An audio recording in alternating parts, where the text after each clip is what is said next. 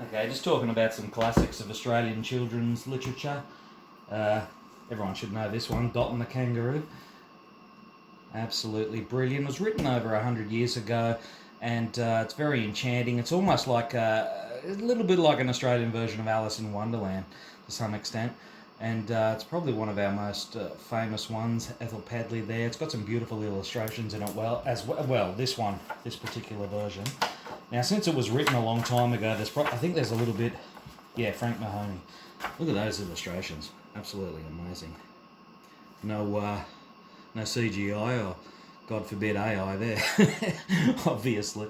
But little girl gets lost in the Australian bush and is befriended by a mother kangaroo, and lovely, very heartwarming, charming adventure. As I said, a little bit like Alice in Wonderland, different, but had some similarities there, and she's got to find her way home. And I think it's got a little bit of politically incorrect language by today's standards, but that's okay. It's a product of its time, and it's essential reading for everybody, I think. This is probably the most famous one as well, actually. Dot and the Kangaroo. Now we've got Blinky Bill. He's become an icon. He's been adapted into all sorts of other mediums, like animated shows and stuff. And I think when I was a kid on the ABC, there was an afternoon program, a puppet show with Blinky Bill and all of his friends and that. But you can't really beat the original. Now, I think in many ways some of these, because they're classic literature as well, I think that even though they're children's literature, some of them I think tend to appeal more to adults these days. Very cool to read. And if you're a big fan of reading old literature and stuff, definitely worthwhile checking this out. I think this is possibly my favourite one. Very close to it anyway. The Complete Adventures of Snugglepot and Cuddlepie by May Gibbs. This one's just enchanting. Of all the books I'm going to present to you here, I think this one's just the cutest, and it's just the most, as I said, the most enchanting. Definitely worth checking out.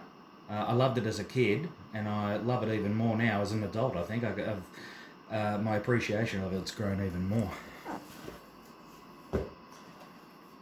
On the other side of the coin, we've got The Magic Pudding by Norman Lindsay, absolute legend of Australian art. When I was a kid, I was not a big fan of this when I was a kid. It just sort of confused me. But as I grew up and got older, I found that, I absolutely loved it. It's not only a children's book with wonderful artwork, of course, by the great Norman Lindsay, but it's like a fable. It's definitely got a very timeless comment on the tragedy of humanity. So that's essential reading for everybody.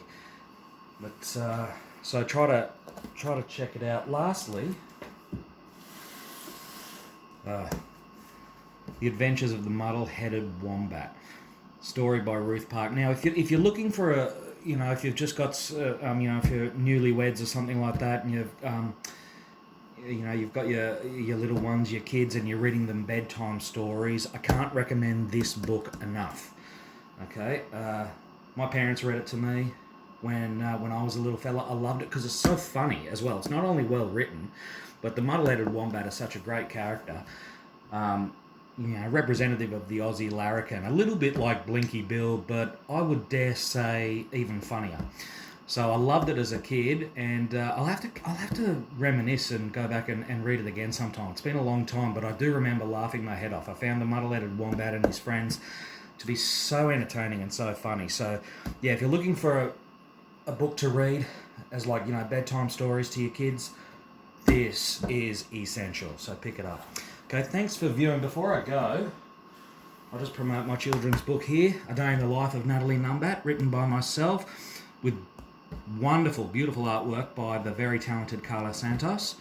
Now, it's pretty much out of print now, but I think there's still a few copies floating around on eBay, I think, and I think you can still get it on digital. I'll put some links below. Okay, thanks very much. Cheers.